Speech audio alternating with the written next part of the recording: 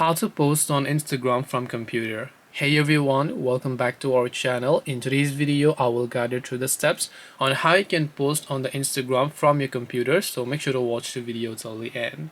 Now you can use the Instagram application that is available on your Microsoft Store, or you can open the web version of Instagram, which is instagram.com, and make sure you sign into your account.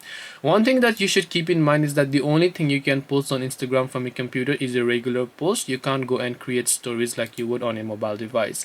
So regardless of everything, if you would like to post something to your Instagram profile, you can just hit the create option on the left hand side of the screen, as you would be able to find it. Here it will ask you to simply select the photos from your computer. You can select a single photo, or you can also select multiple ones depending upon whichever you prefer.